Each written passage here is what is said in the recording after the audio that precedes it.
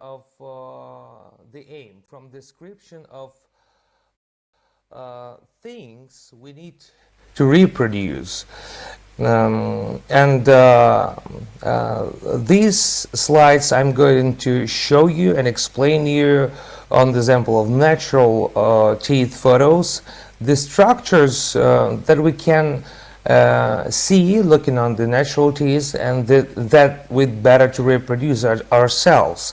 So this is the picture of two central incisors illuminated from internal surface, as you can see. And now gradually we are gonna illuminate and we are gonna mark different areas, constitutive parts of the optical structure, and I'll give you the commands and the description what this structure is. So this is the line illuminated with bright yellow color is line of halo effect, so-called halo effect. Actually, in fact, halo effect is the light reflection coming from the internal part of incisors transparent enamel, which is located under a particular angle, usually around 45, but sometimes the angle is different. And this angled part of internal enamel located palatally reflects some part of light falling on the incisor, falling on the tooth, and we see this reflection as yellowish, more bright stripe running alongside with the cutting outline. Halo effect is always visible. Of course, sometimes it's visible more intense and more bright. Sometimes it presents more significantly, sometimes less. But it always should be in case of not very highly weird teeth. When the teeth are not completely worn out, when some part of translucent enamel still saved there, we will be able to see a halo effect line. As you can see, the halo effect line is not just straight, and is not very homogeneous in all of its places and parts. It has big amount of irregularities, and the principle of these irregularities location is quite simple and may be described following. In the opposite of mamelon's tip, the width of halo effect becoming less, and between mamelons in the areas which consists of pure enamel, pure big transparent areas, the line of halo effect, the width of this line will be more significant.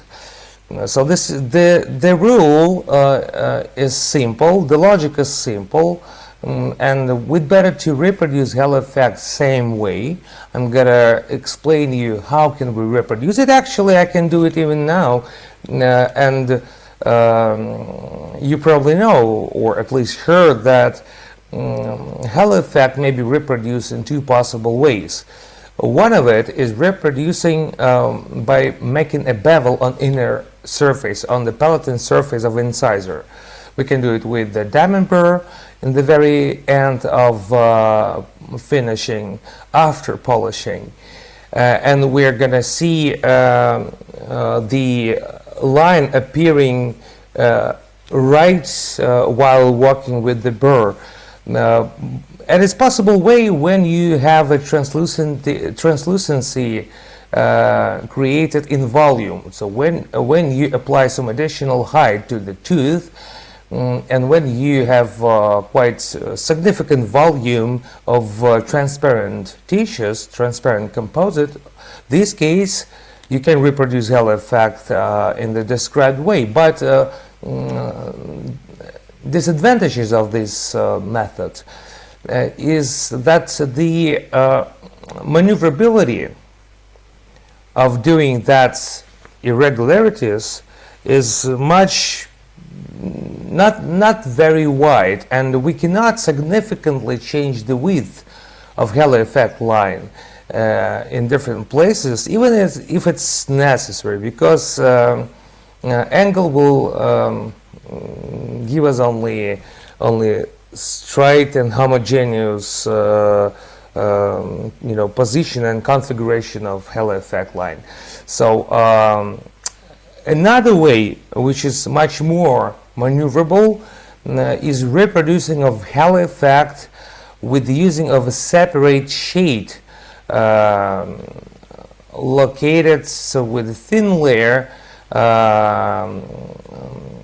somewhere there in the broad part of an incisor edge, with using of some bright and usually more opaque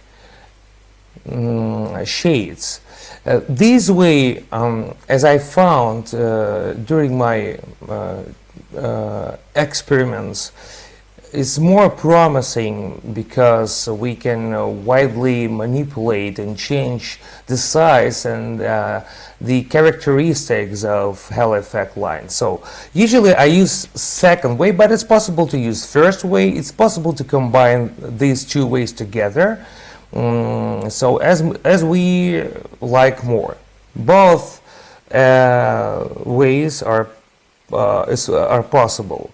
So now you can see on this picture a mamelon's configuration.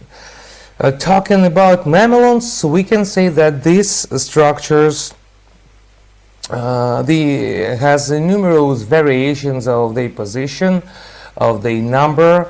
It's impossible to say about some strict requirements for mamelons from the point of number of them.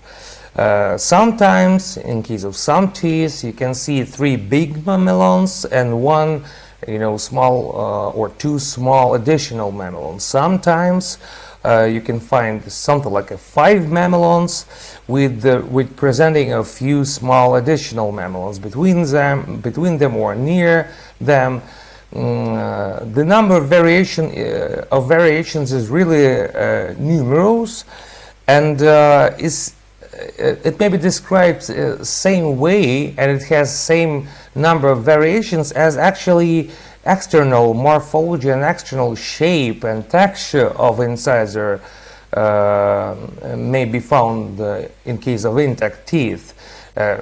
Morphology, shape, and external anatomical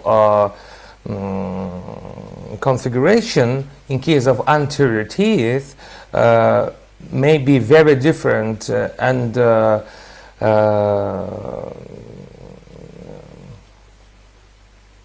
space for improvising is quite significant. So considering that mamelons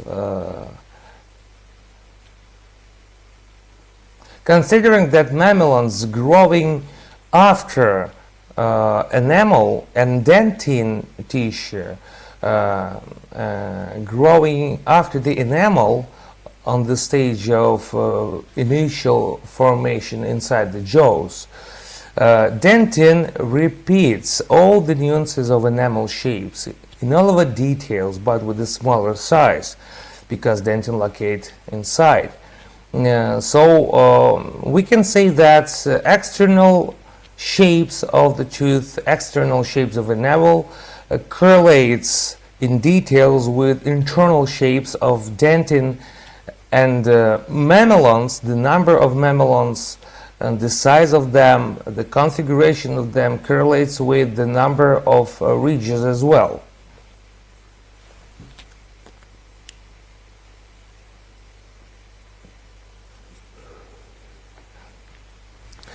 It's impossible to say how much mamelons you should reproduce exactly, considering big number of possible variations. But it's possible to say, and I think it will be useful to show you the variations should not be reproduced, should be avoided during the work. And now I will close the presentation and open the Photoshop, trying to draw you the variations of mamelon's position that should be avoided during the work. For example, you'd better not to reproduce these three simple round mamelons, because it looks very artificially. It's like a cartoon, like a Mickey Mouse. You will never find same configuration of mamelons in case of natural teeth, even if it will initially, by the first glance, looks like this. By more careful looking with higher magnifying, probably you will see that these mamelons has something like additional small parts connecting mamelons with the halo effect line. You know, something you will find some details more complicated than just three big mamelons. At the same time, I not recommend you to reproduce mamelons in this way, building thousands of them, because once again, such mamelons configuration and such number of them cannot be found in case of natural teeth. It will be very strange. It will look strange. So you'd better not to do it this way. And keep in mind, one of the main principle that will allows you to make it real and naturally like. Try to constantly improvise with the size, with the height, with the width of mamelons.